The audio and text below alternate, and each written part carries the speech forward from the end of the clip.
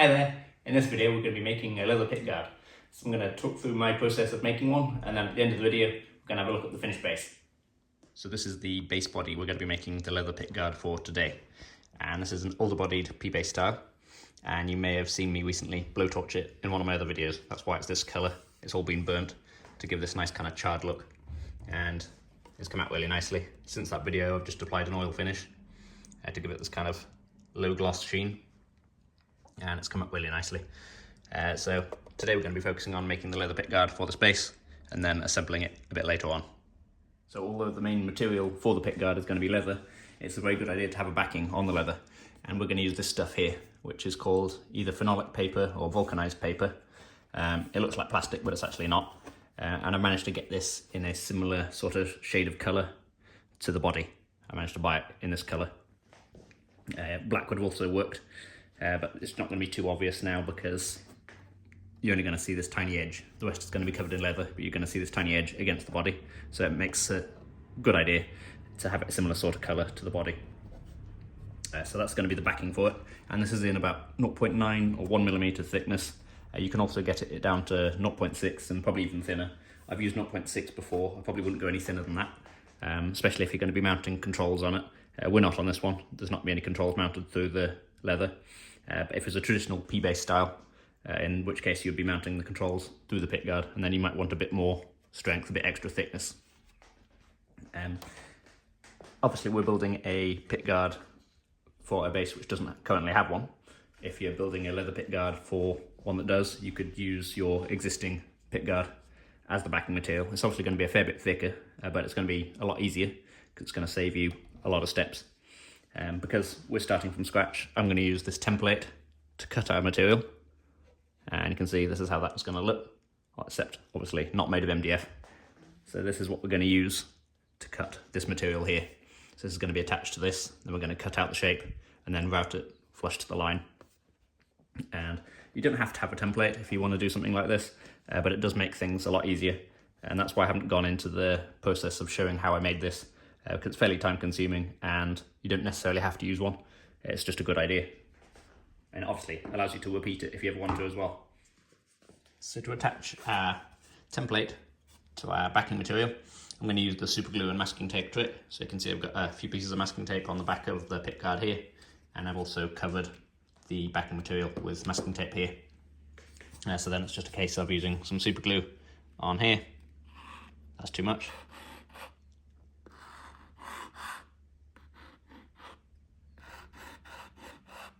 And then I can just press this down on there, and it effectively acts like double-sided tape.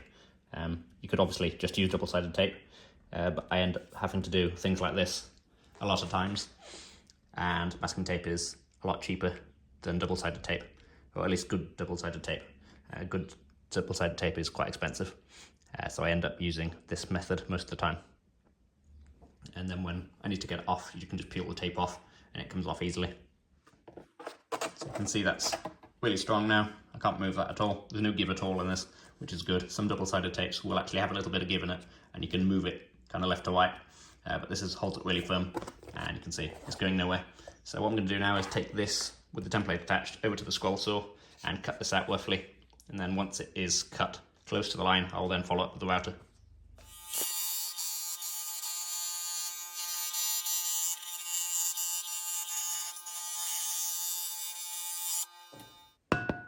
So in order to cut this bit out where the pickup is, I'm going to just drill a hole through it, and then I can get the scroll saw blade in through there.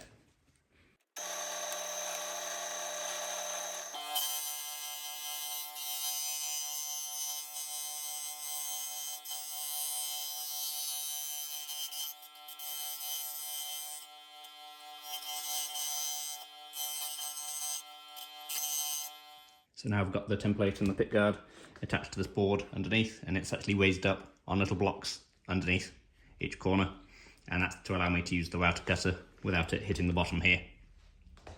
So I'm just going to use a bearing guided bit with the bearing on the bottom, and then go around it like this.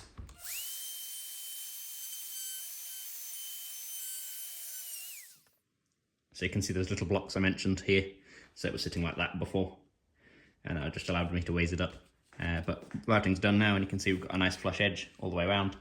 The only bits we have to do by hand are these corners here in the pickups, because you can see the bearing on the router cutter is a larger diameter than the radius of the corners of the pickups.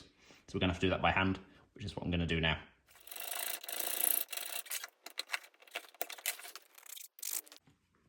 So you can see we've got nice sharp edges now, and it matches the template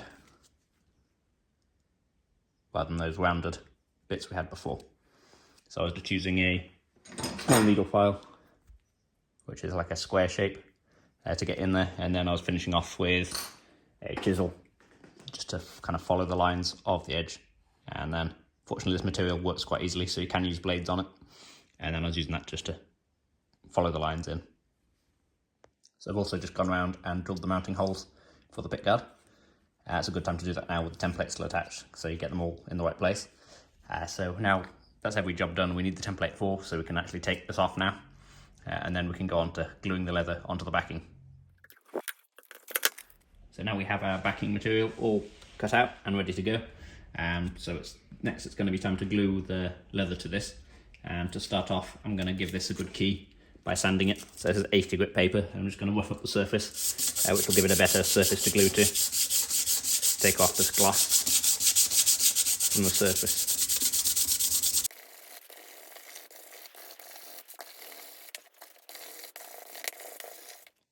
So we've got a nice evenly scuffed up surface now, and there's not too many shiny spots about. I've paid particular attention towards the edges, because if the leather was ever going to lift up, that's where it would do it. So I want to make sure that's all nice, a nice surface for it to glue to. I'm actually going to wipe this all down now with alcohol to clean it all off, make sure there's no dust in there or grease or anything else, and then we're going to start gluing our leather down. So this is the big piece of leather which our pickguard is going to come from, and you can see I've already cut out a section from here. I've chose this particular section because it had a bit of character and age to it, as does most of this piece really, and that's why I'm using this piece of leather, because it's been used before and we're repurposing it for a pickguard. I think it was originally a top of a bench at some point. Not necessarily originally, but at one point it was that. So it's had a life already, and now we're going to reuse it for our pickguard. And I want it to look that kind of used, weathered look, rather than a brand new shiny piece of leather. And I believe this is actually kangaroo leather, and you can see it's quite thick, about 2.5–3 millimeters thick, but you don't have to use anything that thick. It's easier to get hold of thinner stuff, but I think the thick look is going to look quite cool on our base. And this isn't the colour we're going to go for either. We're actually going to dye this, so it's going to be a kind of deep reddy brown type colour we're going for. It would make your life a lot easier if you actually picked the right colour leather in the first place, but I'm doing it the difficult way. So this is the glue we're going to be using today, and this is a contact adhesive, which means it doesn't really need any clamping. You can just put the glue on both surfaces and push it together and it'll stick. Having said that, we are going to clamp this piece because it's got a bit of a curl in it there, as you can see. So I'm going to put this between two boards and clamp it up. Another reason this glue is good is because it will stick to non-porous surfaces like this, and also it's flexible as well, so it doesn't make the leather brittle like other glues may do. So it keeps the nice kind of soft feel of the leather without it getting all rigid and hard from the glue. So I've already degreased this and given it a wipe down. So use the glue by applying a thin layer to both surfaces and then pushing it together and clamping it up in our case. But after you put the glue on, you wait about 20 minutes for it to become kind of tacky, touch dry, and then you put it together. So put glue on both surfaces, wait 20 minutes, then put them together. And the fumes off this stuff aren't very nice, so you might want to wear a mask if you're using it.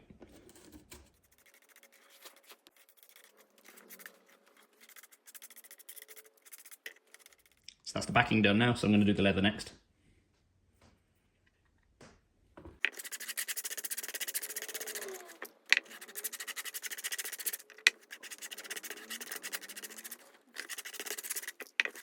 So I've got a fairly even layer on both sides now, both pieces rather. So I'm just going to give that about 15–20 minutes until it becomes kind of tacky or almost touch dry, and then I can put the two pieces together.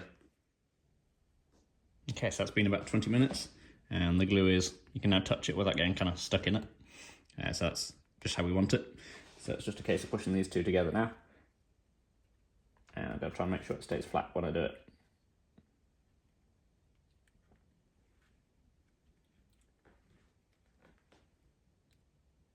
Okay, so we'll go for there.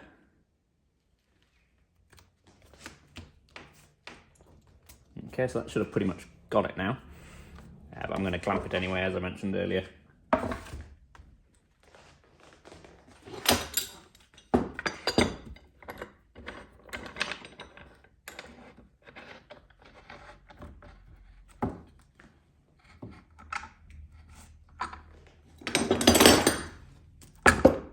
Obviously it doesn't need to be like as good clamping job as if you were doing it on wood and with other glue. So this is just to kind of keep it in place and get that leather to flatten down a bit.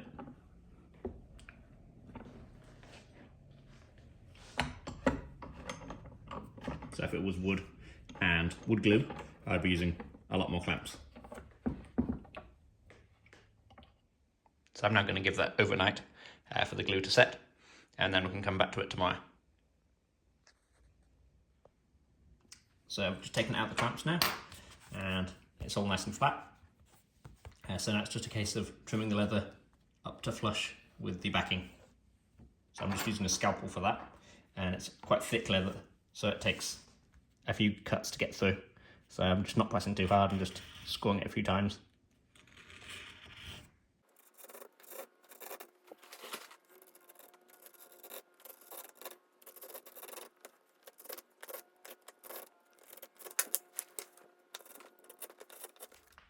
So I've got it cut out now, and what I'm doing is I'm just going around and tidying up the edges where I've cut. You can see little bits like this, which need to come off, so I can get a nice square edge. And there's a few bits around there as well. So it actually behaves quite like wood. You can just shave it with a scalpel. I'm using a smaller scalpel now, and I'm just basically just going around it and shaving it as if it was wood. Which is working fine. So I'm going to go around all the edges and do that, and then we can move on to the next step. So I've tidied up the edges now, and you can also sand the leather. So after you've shaved it, you might have some little hairy bits and stuff, and then you can just sand it just as if it was wood. So I'm using 240 paper, this is. You could use 240, 320, something like that. If you use coarse paper, it kind of pulls up fibres, but the fine paper works well. So I've gone all around the edge of this and smoothed it all out. So next I'm going to cut out the pickup, because that's still got to be done, and that's done just the same way as I did the rest of it. And I'll obviously have to drill these holes out as well. And I'm going to put a bevel on the edge as well, which I'm going to show you how to do in a minute.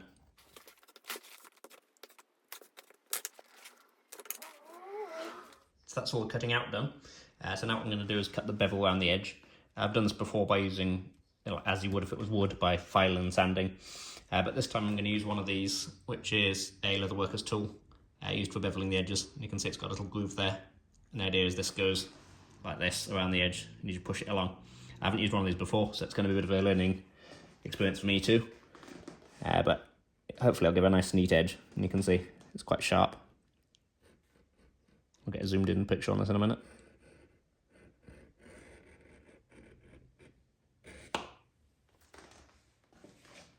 So that looks pretty good.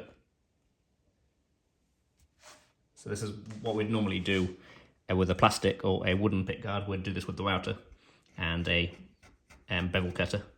So this is what we're doing instead, because it's leather, because I wouldn't want to use a router on the leather.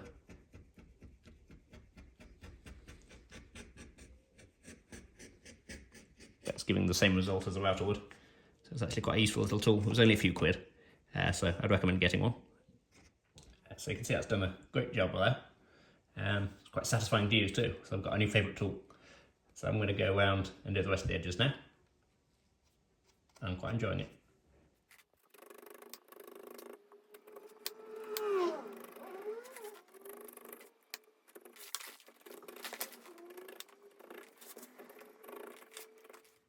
So our edges are now beveled, and they've been sanded before that, and the next step is to burnish them.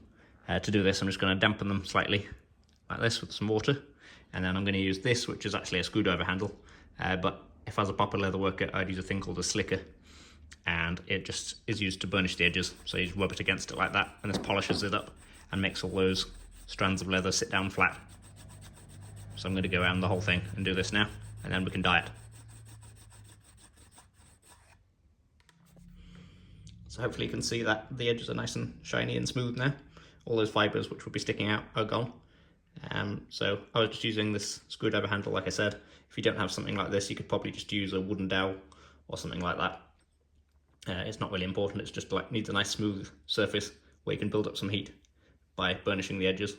I'm now going to leave this to dry a little while from that little bit of water we put on there, and then once it's dry I can dye the leather to the colour we want. You'll see I've already sanded it a bit, which is why it looks a bit rougher now. I would just sanded this with about 600 paper, so then that's going to hopefully open up the surfaces a bit better for the dye. So I've just drilled the holes on this as well. I didn't get any footage of that, but it was just as simple as drilling from the back through the holes we already made in the backing and having a block of wood on this side to support it. So I just did it on the drill press like this and drilled through. Super simple, and it works just like wood. So I didn't get any footage of that, but it was just very easy. But now we're going to dye it. I'm going to be using purpose-made leather dye for this, and then I'm going to follow up with a wax polish afterwards to give it a slightly different colour to what we're applying. When I put the leather dye on, it's going to go very dark because it's going to be wet, but after that it will dry out and go paler. So we're going to go for it now.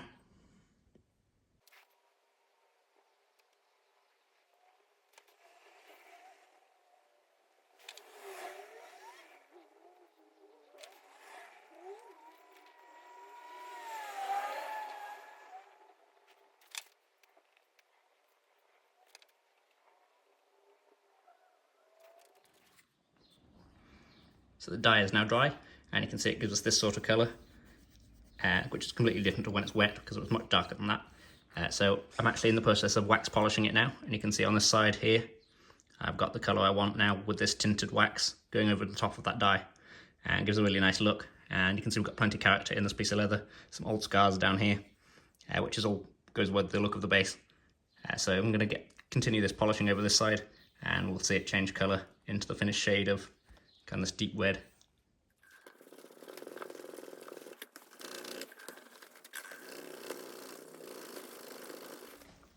So here's the finished pickguard after it's had the polish. I'm really happy with how it's turned out. It's got that kind of aged look, and it's got a really nice colour to it as well. So I think it's going to go really nicely on our burnt base. So with the pickguard done, it's time to assemble the base. And here is the neck to it, because I don't think I've showed you that yet. And this is a maple neck with a rosewood fretboard. I've just oiled this fretboard, and I've also levelled all the frets because it's been about 10 years since this was done, and over time the wood can move about a bit. So there was actually a couple of low frets around here on the 14th fret, so that's all levelled out now, so it should play really nicely. So you can see the logo on this. It's not my usual logo, that's because the guy who made it, that's his surname there, and then there's some other guy there.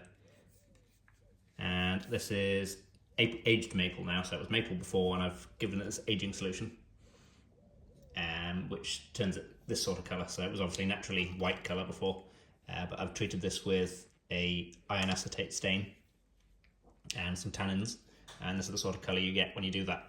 So it goes with the burnt look. I obviously didn't want to burn the neck because we'd have had problems, but this gives it a nice kind of more aged look to go with the burnt body. The neck's now in place, and I've also put the pickups on. These ones are still loose, so I can fit the pickguard around it. So it gives me a bit of wiggle room, so while I fit the pickguard around it, I can move these where they need to be. And then once the pickguard's attached, I can tighten the screws down, and that way I'll get everything lined up properly. So that's what I'm going to do now. I'm going to put the pickguard on, and I'm going to be using some nice slot head brass screws to go along with the aged look. So the pickguard is now in place, and I'm going to go on to putting the rest of the hardware on now. So I'm going to go for the bridge next, and then I can start thinking about wiring it up, and then we'll get the strings on it and hear what it sounds like. So first I'm going to put the bridge on, and I'm not going to forget to put this in first, which is the ground wire, because it's easy to forget to do that.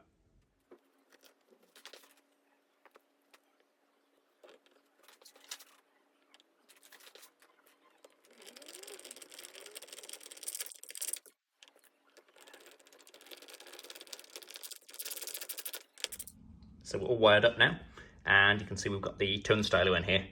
So this is like 5 different capacitors basically, so you've got 5 different choices of how much you're cutting away, and the final position is bypass, which is a really kind of useful one. So it bypasses the tone completely and gives an extra bright sound. So we'll hear what that sounds like in a minute.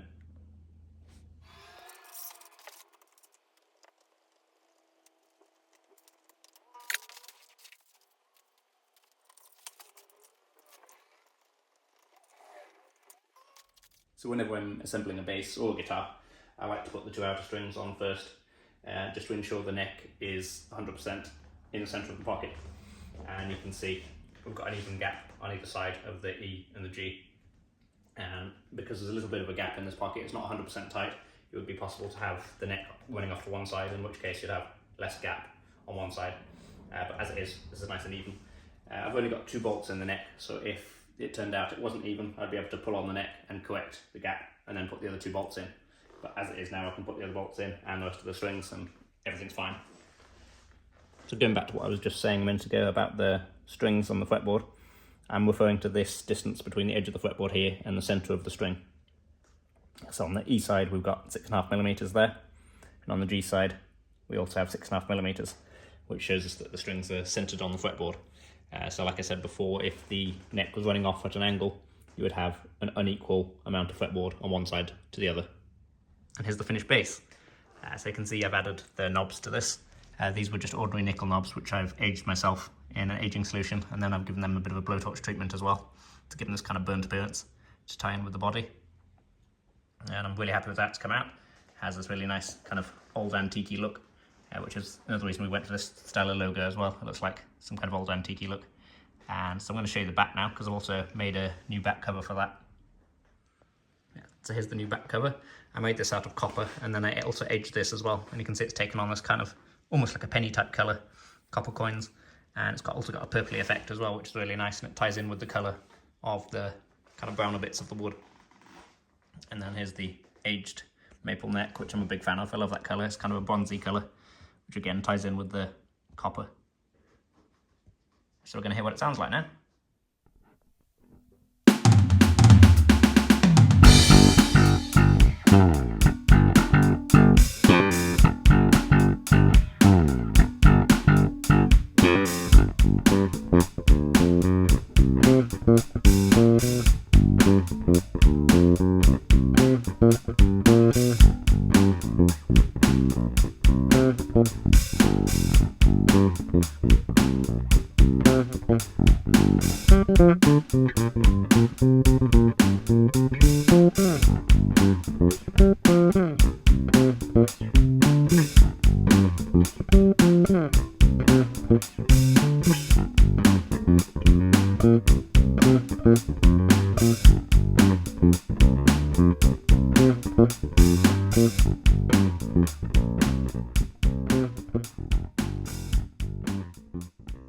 That's all for this one.